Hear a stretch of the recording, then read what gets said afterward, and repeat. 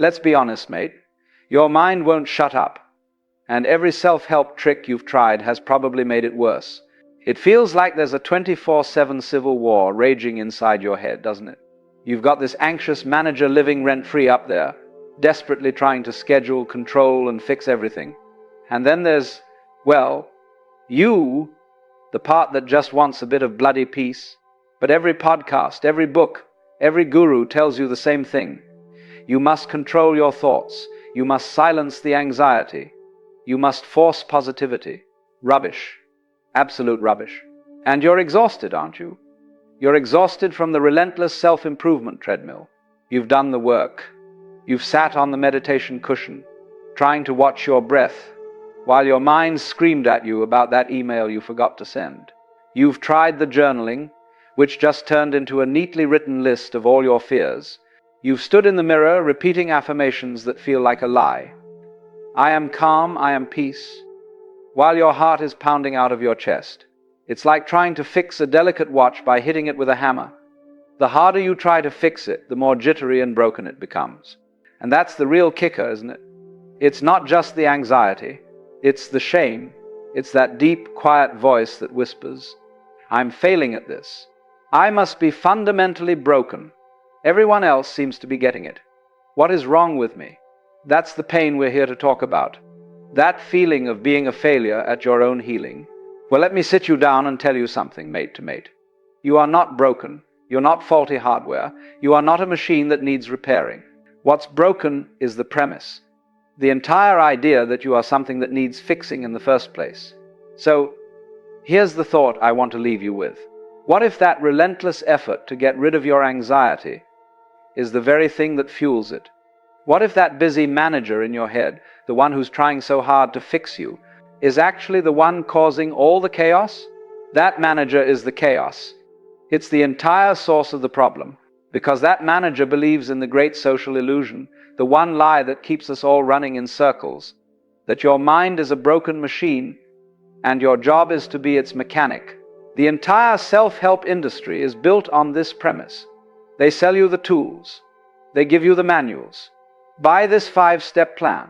Try this 10-day challenge. Use this one weird trick. They treat you like a faulty appliance, like a piece of code that just needs debugging. But here's the problem, mate. You are not a car. You can't just pop the hood, find the anxiety part, and rip it out. You can't replace the fear filter or upgrade your confidence software. You are not a thing that can be taken apart and put back together. You are a process. You are a living, breathing, constantly changing flow of, well, everything. And this is the logical trap, the part Alan Watts was a genius at pointing out. You cannot stand outside of yourself to fix yourself. Think about it. Who exactly is this I that is going to fix me? The I that says I must not be anxious, I must be calm, I must try harder, is the exact same I that is feeling the anxiety in the first place. It's the ego trying to control the ego. It's the left hand trying to grab the left hand. It's a dog chasing its own tail and wondering why it can never, ever catch it.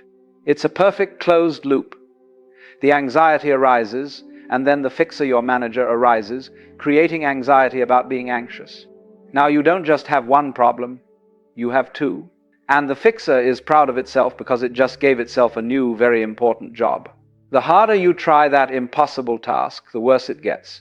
The moment your manager declares, right, I must be calm now, what does your brain do? It immediately scans for non-calmness. It puts a spotlight on the very thing you're trying to suppress. You are creating a war with a ghost. Trying to force your mind to be still is exactly like trying to flatten the ripples on a pond by smashing them with a hot iron. You don't get stillness. You just get a bigger, more violent, steaming mess. Every single act of fixing is just another layer of struggle. Every attempt to control is just another form of tension. You are adding fuel to the fire and wondering why you're still burning. So if we can't fix it, what do? Just suffer forever? Lie down and let the anxiety win? No, absolutely not. This is where the philosophy of Alan Watts comes in and flips the whole chessboard. And he flips it by pointing out what he called the cosmic joke. The joke is you. Well, not you, mate, but that fixer, that anxious manager in your head. The joke is that this fixer is frantically running around, trying to find or build or achieve a state of perfect permanent peace, all while already being the very peace it's looking for. It's just covered it all up with its own frantic trying. Let's use the most obvious example, because this is the absolute core of it. This is why you can't meditate to get rid of your anxiety. Think about it.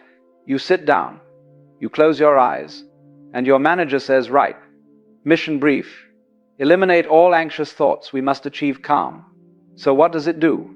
It stands at the door of your mind like a bouncer at a bad nightclub. You anxious thought about that work email? Not on the list. Get out. You random worry about your health? No entry. You cringy memory from 2004? Absolutely not. Piss off. And it's a fight. It's a struggle. It's effort. But what Alan Watts so brilliantly pointed out is that the effort itself is the noise. The bouncer is the disturbance. The person trying so damn hard to meditate is the very thing breaking the silence. You cannot try to relax. The very act of trying is the definition of not relaxing. It's the definition of tension. This is it, mate. This is the great liberation. The pressure release. Are you ready for it? There is nothing to fix. Nothing. You were never broken. That anxiety you feel isn't a problem to be solved. It's not a design flaw. It's just a symptom of being alive, of having a finely tuned nervous system that works exactly as it's supposed to. It's just energy. It's the hum of the engine. The goal, the only goal, is not to eliminate the anxiety. You can't. It's part of the package of being human, just like your fingernails. The goal is to change your relationship with it. You stop trying to be the bouncer, and you just become the owner of the club. You sit back in the main office, and you just watch. You let the anxious thoughts come in. You let the feelings rumble through the floor. You stop fighting them, and you just listen to them. Like listening to the sound of heavy rain, or the hum of the air conditioner.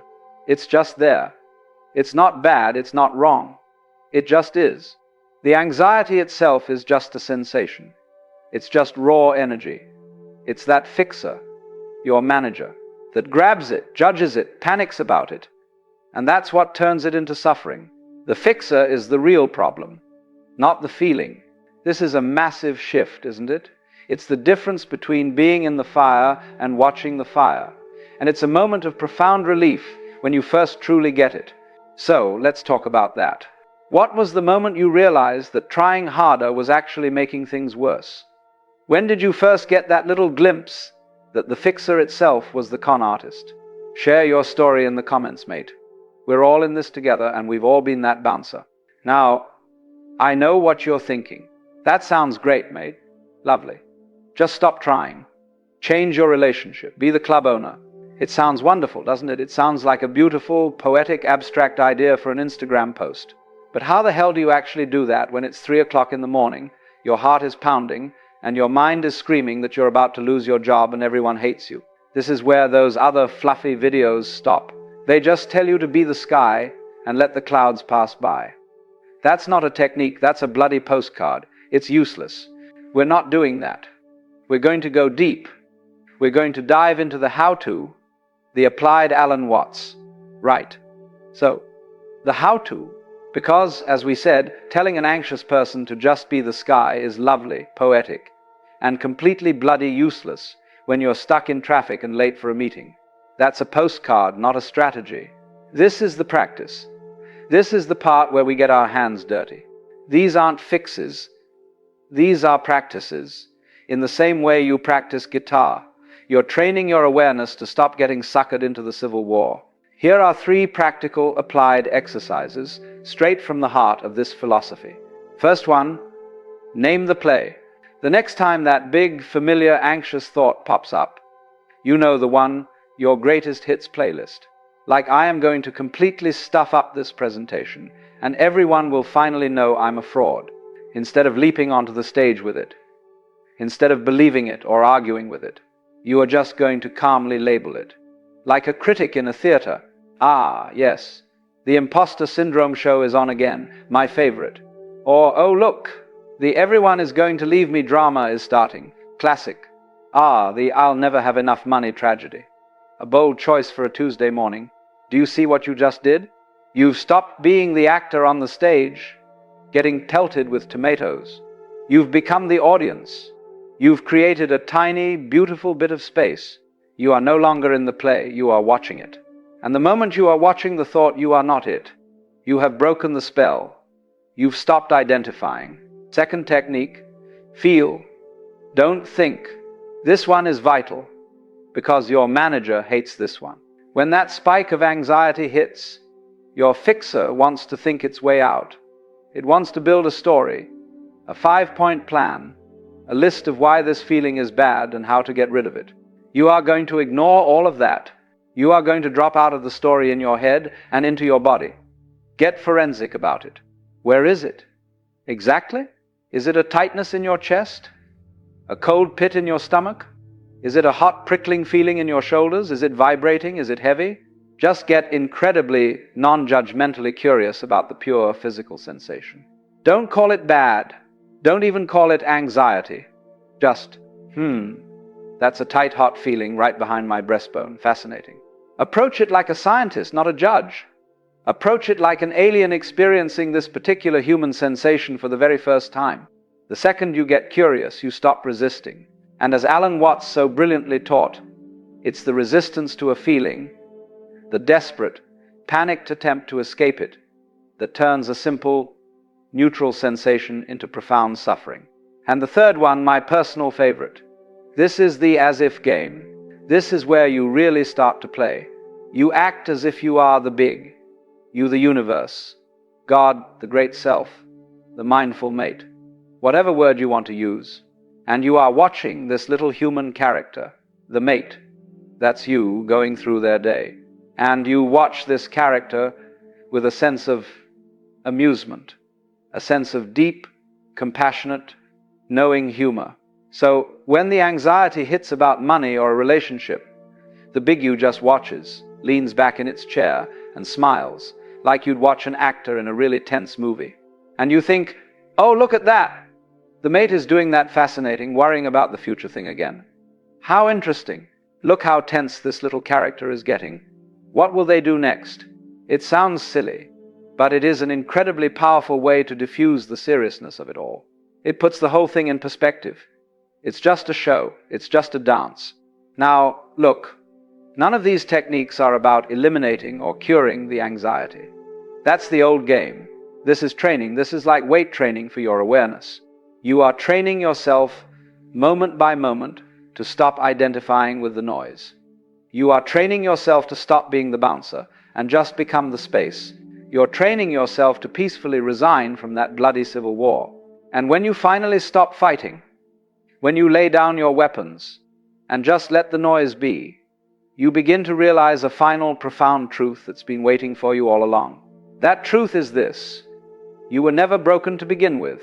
The entire project of fixing yourself was based on a flawed idea. Your anxiety isn't a sign that you're doing life wrong. It's not a moral failure. It's not a spiritual sickness. It's a sign that you are alive. It's a sign that you are a sensitive, complex human being, navigating a chaotic, beautiful, and utterly insane world. And that is okay. The goal was never to become some superhuman Zen robot who feels nothing. What a boring, sterile life that would be. The goal was never to fix your messy, complicated, wonderful humanity. The goal was to befriend it. All of it. The good, the bad, the anxious. So, here is the permission that you have been waiting for. The permission that no self-help book will ever give you, because it would put them out of business. You can stop now. You can stop trying to fix yourself. You can stop fighting that war inside your head. You can lay down the weapons. There is nothing to fix, mate. There never was. You are perfect right now in your chaos with your anxiety, including all the messy bits. You are already enough. If this video, this conversation, has helped you feel, even for just a moment, that you have permission to stop fighting yourself, do me a solid and hit like on this video. It lets me know that this message truly connected. And look, if you know someone, a friend, a family member, anyone who is just exhausted from that self-improvement treadmill, who is tired of trying to fix themselves, Please, share this with them. It might just be the permission they've needed to hear all day. Thanks, mate. Be kind to yourself.